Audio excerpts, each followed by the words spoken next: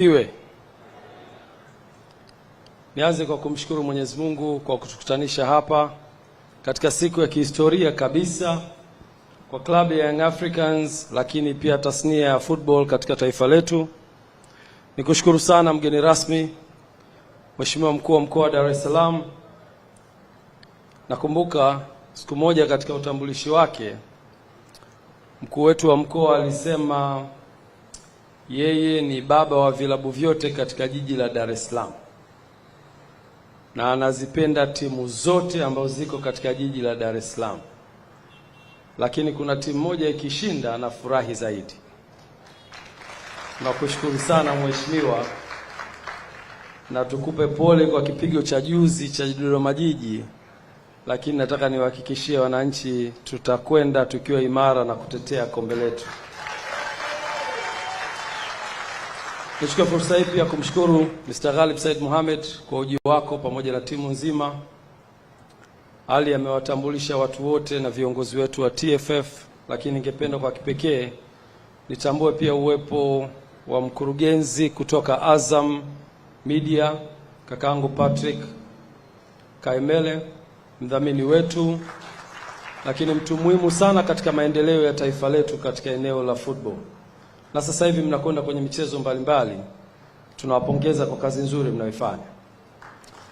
Lakini pia nitambue uwepo wa mwenyekiti wetu wa mkoa wa Dar es Salaam DRFA, kakaangu Nyambaya. Nakushukuru sana kwa uwepo wako.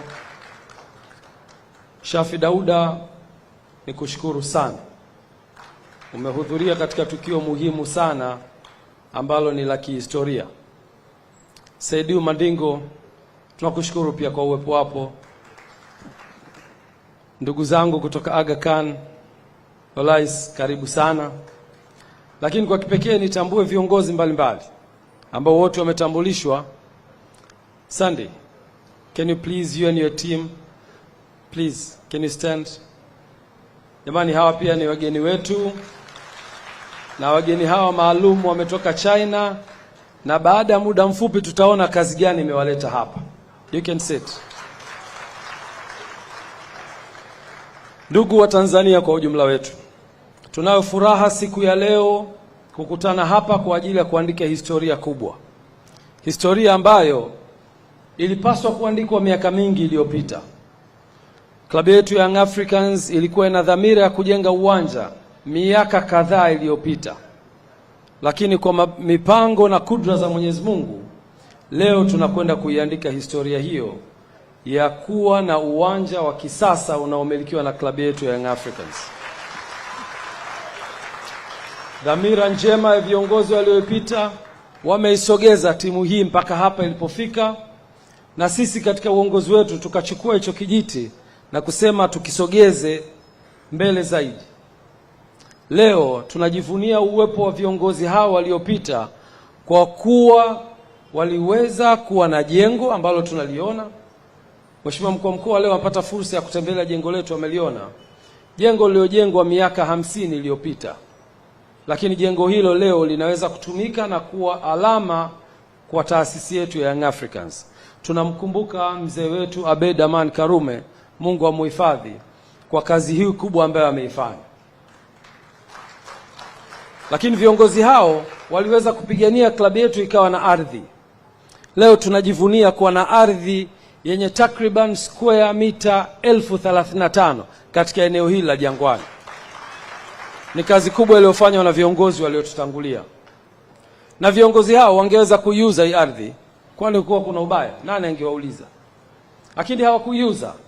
Waliweza kuishikilia kwa takriban miaka zaidi ya 50 na kuhakikisha ardhi hii kuna siku itakuja kuifaa klabu yetu. Na leo niwahakikishie wananchi, ardhi hii imetufaa na klabu ya Young Africans itakwenda kujenga uwanja juu ya ardhi hiyo ambayo wazazi wetu walitangulia. Tulipoingia madarakani tulisema kipaumbele cha kwanza kitakuwa ni uwanja. Lakini katika hesabu sahihi za uwekezaji, kwa sababu mimi background yangu ni investment, hauwezi kukurupuka timu ambayo haijashinda ubingwa, timu ambayo haijafanya vizuri uwanjani, timu ambayo haina uongozi imara, timu ambayo haina maendeleo mazuri, hainivutii wawekezaji, haivutii wafanyabiashara, ukasema mwaka wako wa kwanza ujenge uwanja, la hasha, huwezi kufanikiwa. Biashara inataka kuvutiwa. Mwekezaji yoyote anahitaji kwenda sehemu ambayo iko imara, ina fan base kubwa, ina uongozi imara, ina miundombinu mizuri ya uongozi na utawala, lakini pia inavutia watu wengi.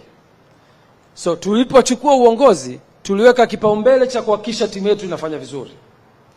Tuhakikishe tunaimarisha uongozi, tuhakikishe tunaimarisha eneo la secretariat ambao Andre Mtini ameifanyia kazi kubwa. Nakupongeza sana Andre Mtini. Tulipoanza kufanya vizuri, tulivutia watu wengi kusogea kwenye timu yetu, na tukawafanya watu hao leo kuwa tayari kuwekeza kwenye timu yetu. Baada ya kufanya hivyo, miaka minne tumechukua makombe ya ligi kuu ya NBC, tumechukua makombe ya FA Cup, tumechukua ngao za jamii, tumefanya vizuri kimataifa. Sio maendeleo ya kubeza. Lakini sio tu hivyo, tumefanya vizuri pia kwenye wanachama, tumesajili wanachama nchi nzima, tumefungua matawi nchi nzima na matawi mengine yako nje ya nchi.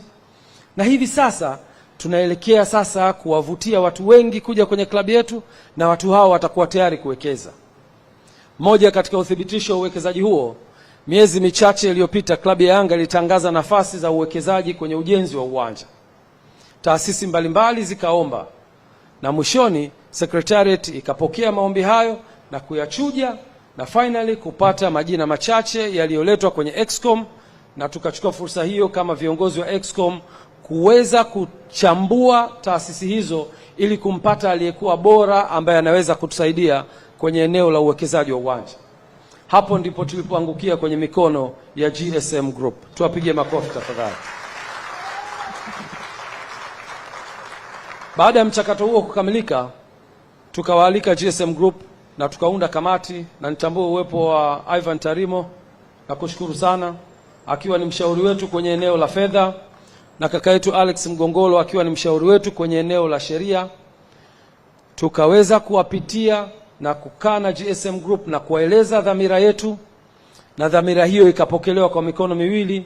Ndipo hapo GSM Group kwa kushirikiana na taasisi yetu ya Yanga tukaweza kutengeneza kamiti ambayo ikaanza kufanya design ya uwanja wetu, na leo mmeona wageni wetu ambao wamekuja hapa wamefanya kazi kubwa sana ya kudesign uwanja ili kuweza kufikia malengo ya kwetu kama Club Young Africans, lakini pia malengo ya wawekezaji wetu ambao ni GSM Group. Kazi kubwa imefanyika, mliona watu wako kimya. Kazi hiyo ni kufanya design, architectural design ya uwanja, kufanya structural design ya uwanja, na baadaye kufanya costing, kupata gharama za uwekezaji. Tumefika mwisho, gharama zimepatikana, michoro imekamilika, na wote pande zote mbili, mwekezaji pamoja na Young Africans, tumeridhika kwa 100% kwamba huo ndio utakaokuwa uwanja wetu. Tukawa na kikao kikubwa siku chache zilizopita, mwanzoni mwa wiki hii. Kikao hicho dhamira yake ilikuwa ni kukubaliana jinsi gani tutakwenda ku-execute huu mradi. Ziko taaluma nyingi sana tumejifunza kutoka kwa wenzetu. Katika uwekezaji kuna kitu kinaitwa build, operate and transfer, BOT. Unaweza ukajenga, ukai-operate na ukafanya transfer. Ni mfumo mmoja wapo wa uwekezaji kwenye viwanja na kwenye miradi mbalimbali. Kuna EPC, engineering, procurement and construction, na saa nyingine kuna financing. Mtu anakufanyia design, anakununulia vifaa, anafanya ujenzi na anagharimikia pia. EPC financing ni sehemu mojawapo ya uwekezaji ambayo inaweza kufanya kazi. Lakini uongozi wenu wa Club Young Africans umetathmini njia zote hizo na kuona kuna njia ambayo inaweza kutufaa zaidi na sio hizo ambazo nimezitaja. Na njia yenyewe ni partnership katika uwekezaji. Tukakubaliana modality ambayo ni sahihi baada ya kupitia modality nyingi, na model ambayo tumekuja nayo ni model ya partnership. Model ambayo itamfanya Young Africans ambaye ana uwanja kusubmit uwanja wake kwenye mradi, na kumfanya GSM Group ambaye ana uwezo wa kifedha kuleta fedha za ujenzi wa uwanja. Hawa partner wawili wakija pamoja, mmoja ana ardhi na mmoja ana fedha za uwekezaji, tutaweza kufikia malengo yetu ya kuwa na uwanja, na hapo tukakubaliana kwenye partnership. Na leo nataka niseme tu kwa uchache, nimekutana na watu wengi ambao wanaweza kufanya biashara na wana uwezo wa ushawishi. Ghalib ni sehemu ya hao watu wenye uwezo wa ushawishi mkubwa sana kwenye biashara, na ushawishi wake ungeweza kutulalia sisi wanayanga, angeweza kutushawishi na viongozi wakaingia kwenye ushawishi huo. Yako mambo kadhaa ambayo nafikiri nyie ni mashahidi. Partnership za aina hii, wako watu walishawahi kuja na miradi na wakataka umiliki wa asilimia nyingi kwenye miradi hiyo. Nimeshangaa skill zako Mr. Ghalib za negotiation hujazileta kwenye klabu ya Yanga. Sijajua ni kwa sababu gani. Nyie wananchi mtaniambia. Naweza leo kuthibitisha ya kwamba klabu ya Young Africans imefikia makubaliano ya partnership kati ya Yanga na GSM Group ya 50% katika uwekezaji wa uwanja.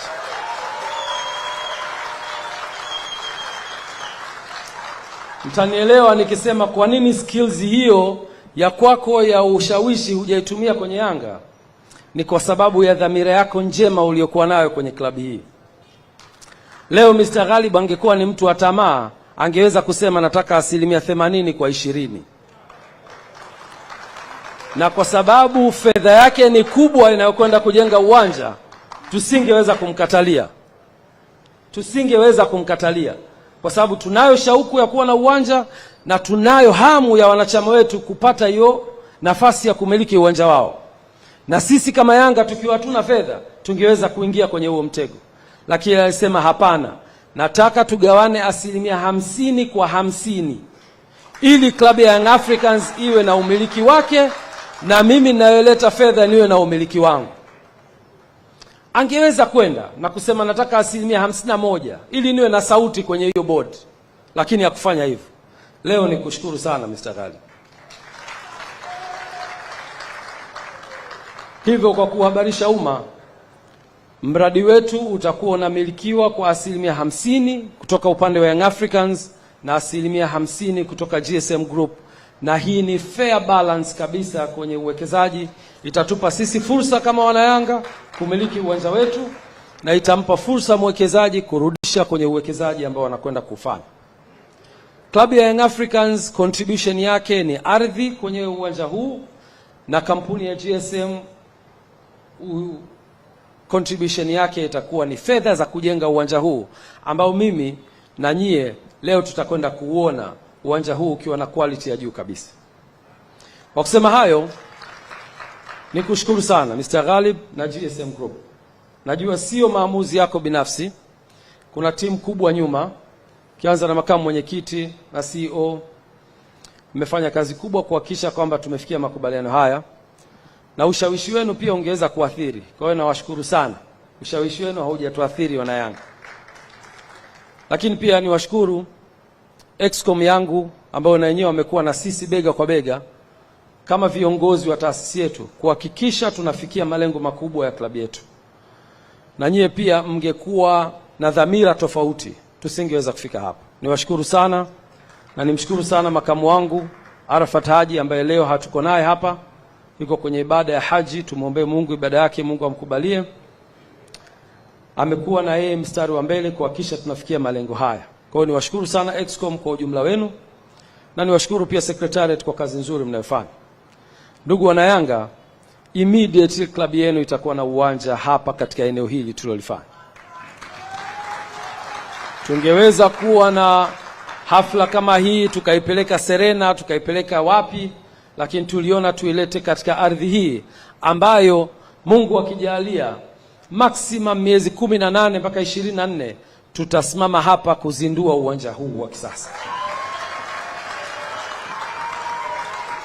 Kwa kusema hayo, niwashukuru sana wanayanga wote ambao mmejitoa kuja hapa kushiriki hafla hii. Niwashukuru sana wageni wetu mbalimbali. Na kwa kusema hayo, tutakuwa tayari sasa katika ratiba inayofuata, na naomba nimkaribishe sasa CEO kwa niaba ya Mr. Ghalib. Mr. Ghalib